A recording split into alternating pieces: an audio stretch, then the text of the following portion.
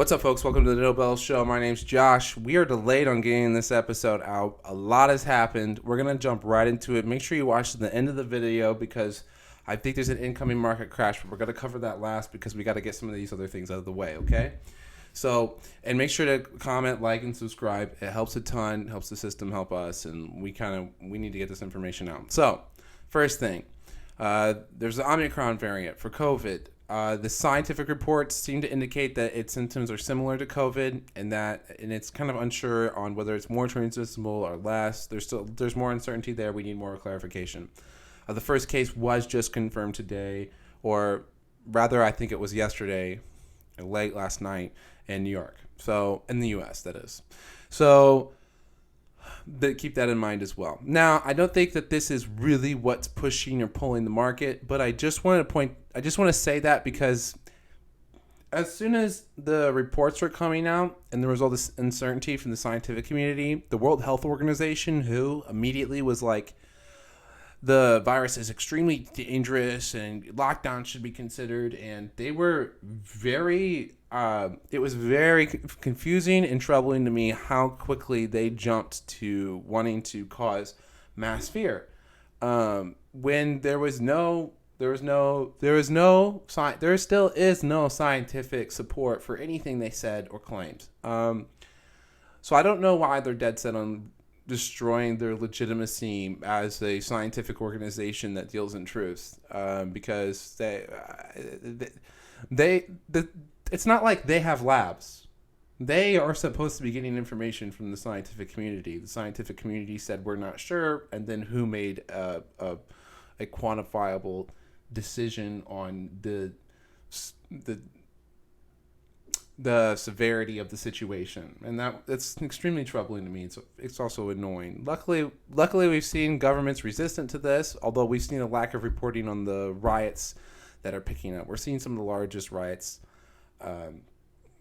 since COVID occurred all over the world because of more lockdowns. So that's something to keep in mind. That's causing some global turmoil.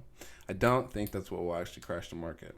I think here in the U.S. we're pretty over it. And the way I dictate that is nothing from personal opinion. I look at how people are attending public events. Yeah. So if people are still going out, not necessarily spending money on goods, but spending money on experiences and services and still traveling, all of that is still occurring. Now, travel by airport might be on a slight decline, but that also could just because of the travel restrictions that are still being reinforced. Cool.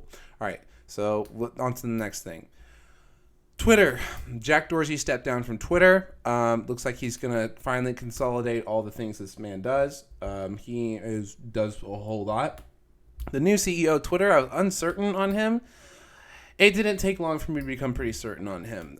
He is outright going to make Twitter all about censorship and censoring people. And regardless of your political stances, there is too many points in time in history where an entity or a business has tried to censor free speech.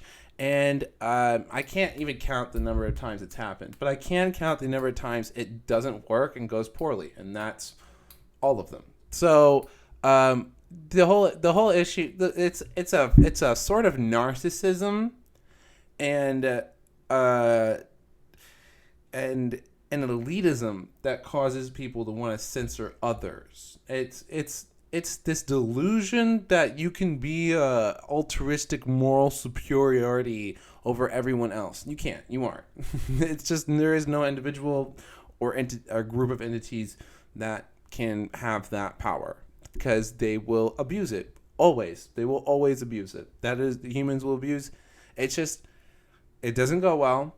It's not good for business. It's not good for building a community. It's not good for society. It's just not good every which way and form. And it is shocking, appalling, and sad to me that bright people who run companies who I know are smart are so delusional in their vision that they think they can fix society by censoring people on Twitter. Keep your friends close, your enemies closer, folks.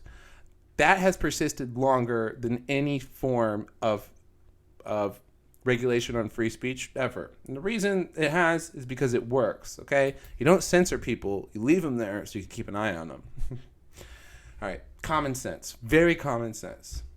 I do think this will do some interesting things from Square because now Jack Dorsey's paying less attention to Twitter. He's focusing more on Square. It's pretty cool.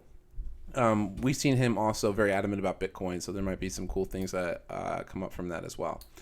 So continuing, lots more news. Biden's come up multiple times, said he won't do lockdowns. He keeps reiterating that people need to get their boosters. It's been 6 months since the vaccine came out, so he's been pushing for that heavily. Same old, same old. He's also making sure to reiterate several times a day how many vaccines have been pushed out. He keeps calling them free. Remember, the vaccines that here in this country are not free. You're paying for them. They come out of your wallet. So just something to keep in mind. There's also a bill in office right now that actually is trying to go after all these, what they're actually calling Grinch bots. And Grinch bots are the bots that automatically buy things and then set them up for resale through like a eBay dropship or something.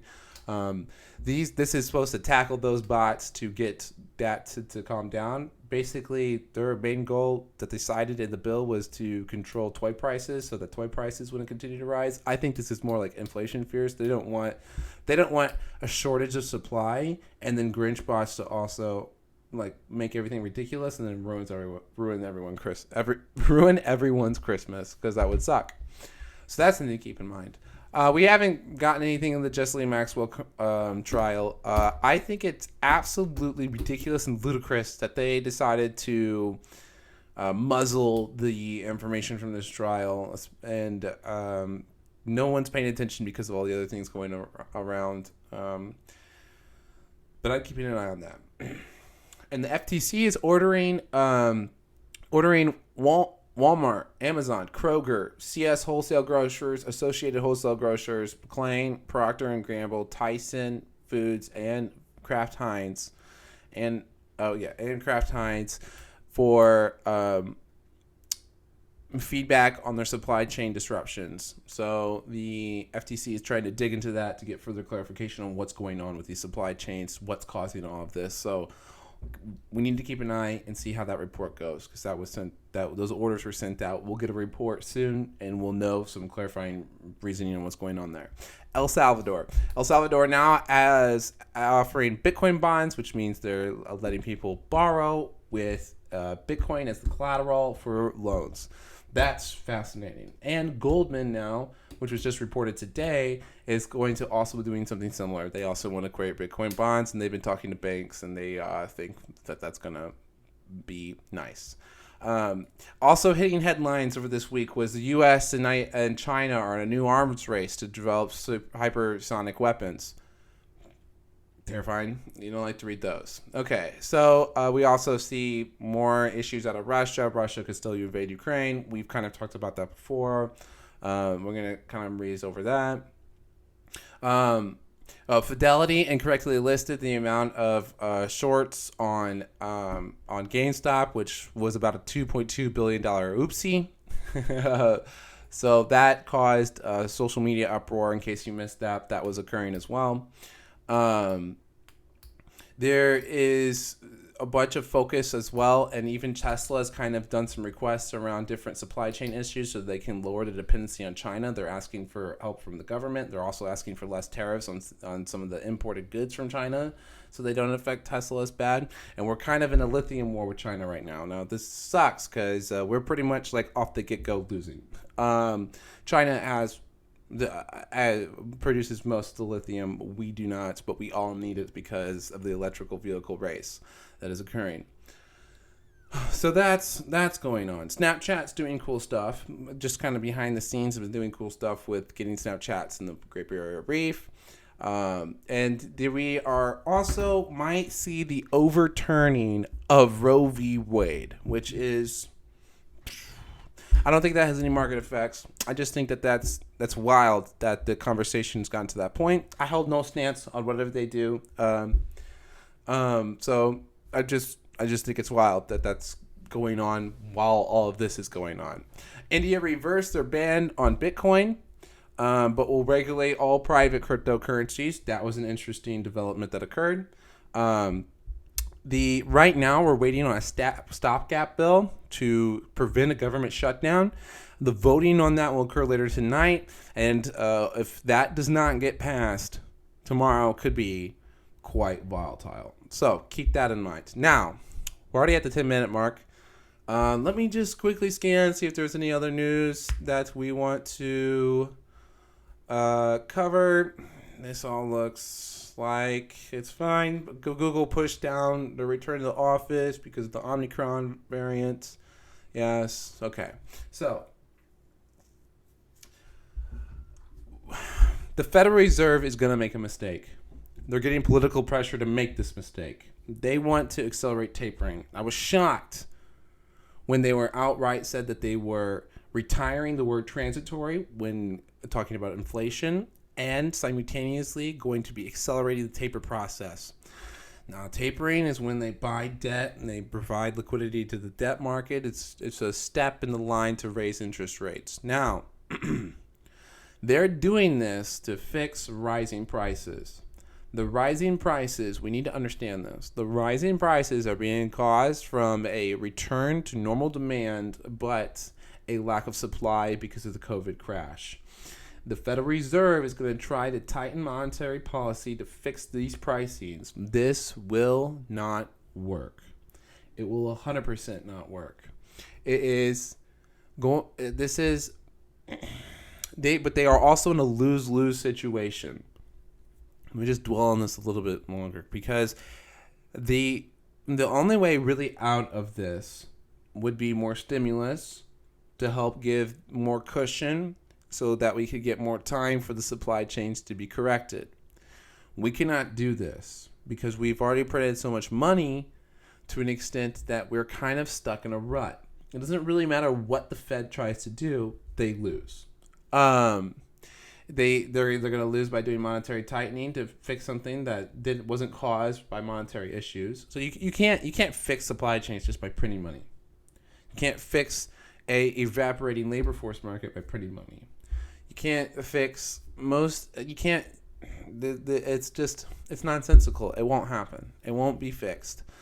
The fact that the market hasn't reacted to this more aggressively than we've already seen is suspicious to me because it is a huge deal and we should have seen more of a reaction from it. But all we're seeing in the headlines is the virus. But like I reiterated earlier, I don't think there's any indication to be as fearful of the virus as we should be as this macroeconomics that are playing out. This is going to be if they're going to need to pull back from this, but even if they pull back from this, they're still going to run into issues no matter what. Okay? We're on the cusp of a retirement crisis because of the larger boomer generation leaving the workforce and then needing to be supported by a healthcare system that has a much smaller generation to support the much larger needs of the older generations. This can't be supported. We've only seen wages over the past 50 years increase by 33%. Okay, the only reason society functions well the way it does is because asset prices rise. Asset prices appreciating gives people another opportunity to make money, to make up for the fact that their wages, whether they know it or not, haven't actually increased over the past 50 years. This is huge to understand. I just put up a full macro framework, and I will also hopefully tomorrow, if not this weekend, we'll be knocking out a bunch of content to kind of get people that out, and we'll do a full macro walkthrough all the way from the beginning of World War One. It'll be kind of based on Raoul Pal's macroeconomic thesis, but if you don't want to watch that 3-hour video, I'm going to try to put it together a 10-minute one, so you can expect that. But that is the current thing that I think could cause a market crash. And then past that, we could see a pretty bad recession.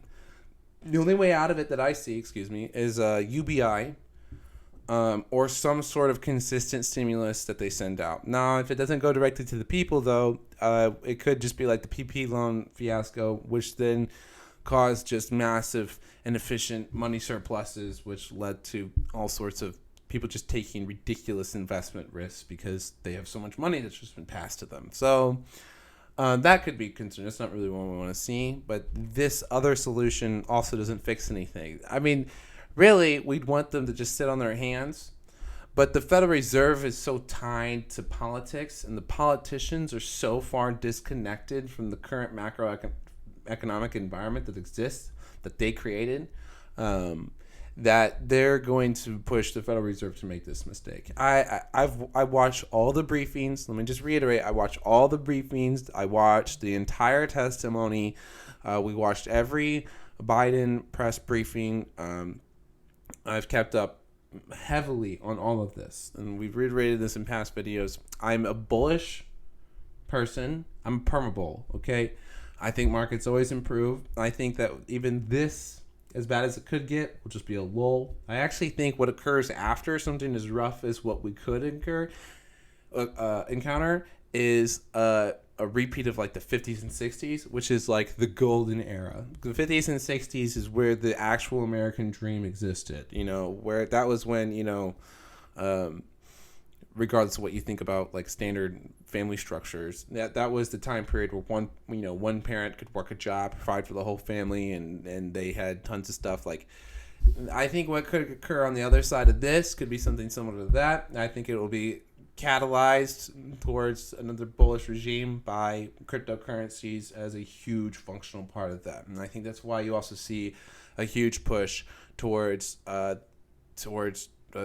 like Bitcoin, the Bitcoin bonds, and in different various other crypto assets.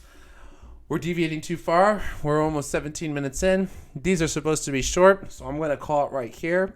You can expect an episode of Spacing Out over the next few days, and also a macro dive as well. And I hope those are helpful. Thank you all for checking me out. I know a lot of you came over from the TikTok video that kind of blew up. That's super cool. I enjoy it. I've been loving meeting you guys in the live stream, so make sure to check that out. Please also like the video, comment, subscribe. I'm definitely going to start picking up the content now that things are starting to really get a little more volatile, and I'm more uncertain than I usually am. So I'll be posting more in the Discord, more research, and keeping up with the news a little bit more closely to help try and keep all of you informed. And you know, check out the links down in the bio. We also have a new merch shop. We set up a Patreon, made all the education free to try and prioritize the goal of helping as many people as possible. So appreciate your time. Thanks for watching the video, and best of luck out there. We'll navigate this. All right. When bear markets come, that's when heroes are made. We'll be heroes. See y'all on the next episode.